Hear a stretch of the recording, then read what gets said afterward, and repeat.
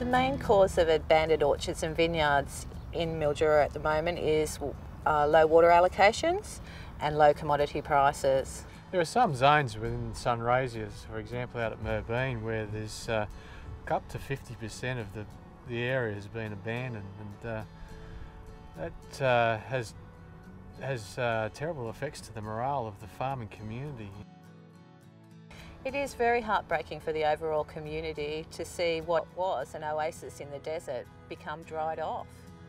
It also affects the local shopkeepers in an economic viewpoint as well, because growers don't have as much money to spend in the local communities. The community spirit is really affected by dried off orchards, not just having to look at them, but everybody here is attached to horticulture in some way, whether they manage an orchard, whether they own an orchard, or whether their business relies on that orchard being profitable.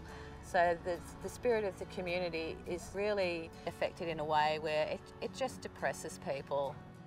It does look like a graveyard, and it does feel like that to the growers, that they are just watching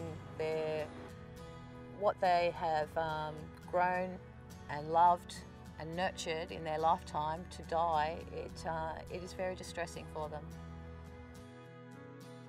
Obviously it's very visual, so seeing vineyards just abandoned completely, overgrown, left to rack and ruin, it's certainly very visual to neighbours and to people driving past major roads.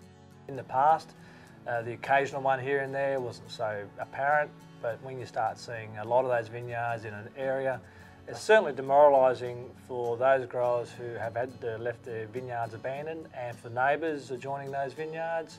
It adds to the concerns of viability of an area. Seeing an overgrown vineyard beside you certainly has some impacts on, say, values and the ability to carry on farming for those growers remaining.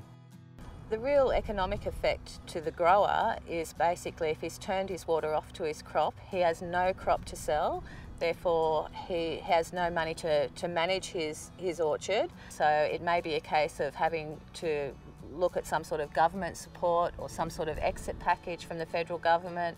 As a grower who still has a vineyard in working order, I'd like my neighbour who's decided to abandon his vineyard to either maintain it in a clean fashion as best as possible, or to clear it up completely if that's possible. Understand that there is a cost involved in doing that. So if there's some way, perhaps neighbours can help, and I'd be happy to help my neighbour if he was in that problem as well. So if there's some way the community can help in that respect, I think that would be a good thing to do for those remaining in business of growing grapes. The preferred option, I think, for many people is to see a cleared land rather than an abandoned vineyard. With abandoned orchards, biosecurity is a huge issue. One of the pests that we have here in citrus is island fly. Island fly only stings fruit that is dropped onto the ground. That builds up that population into other people's orchards. If any of the fruit in the next door orchard reaches the packing house and then can go into overseas markets, the larvae of that pest looks a lot like fruit fly. So it can actually affect our market access to places like the US and Asia that are sensitive to fruit fly. They might pick up that maggot in a fruit and think that it is fruit fly, and then that would knock out the whole of that shipment to that country, and that fruit would then have to be dumped if it was suspected to be fruit fly. If we can't supply our markets with the amount of fruit that we normally supply them, they say you can't have a consistent supply, therefore we don't want to take your fruit on that basis. So it really does affect our market access, and in turn affect the economic development of the town as well. Those growers who are adjoining those abandoned vineyards are very concerned that in the right conditions they can get effect from diseases that can be spread, such as powdery mildew and downy mildew. So it's a real apparent threat, that is, apart from, I suppose, noxious weeds as well. With the abandoned orchards, there is a social responsibility in a community like this that to keep your orchard clean so it's not affecting your neighbour. There are also a legal responsibility to not build up pest and disease in your abandoned orchard. It's very hard for neighbours to go to the authorities and complain about a neighbour with an abandoned orchard, because they know exactly how he feels and they don't like to be bad neighbours. So very difficult situation for everybody. To cope with an abandoned orchard next door, there is a procedure you can follow. You can go to your local DPI and speak to them, and they can come out and assess the orchard and put a clean-up order on it, so that you do have to clean it up and manage your pests, manage your weeds, manage the pests that are on it.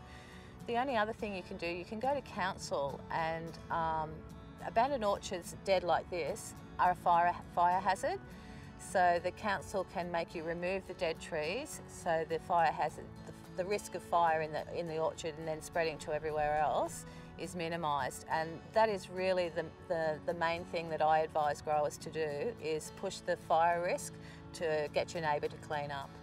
The only help there's a small block irrigator exit package by the federal government.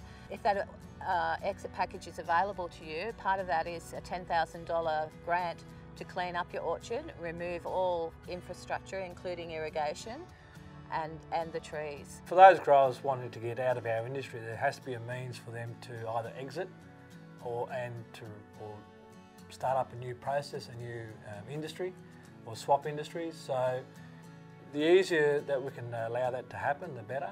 And if there's some way or means of getting out of this industry and into another one, and still making that land a viable bit of land that's irrigated, then we should try and find ways of doing that. At this stage, we don't want it to be a cost and a burden on community and government, but I think industry, as well as in partnership with government, probably need to look at ways of getting that undertaken, so we can have that same result and we don't get this negative sort of loss of abandoned vineyards and the detrimental effects that it has on the rest of the community. It'd be nice to see horticulture bounce back and have careers for younger people, at least the opportunity for them, and also for the aesthetic part of the region as well, to see some of these abandoned properties return to some form of horticulture. Whatever it is, it'd be nice to see the land utilised for farming. If you want to know more about this program, contact your Industry Grower Association or the DPI Customer Service Line 136 186.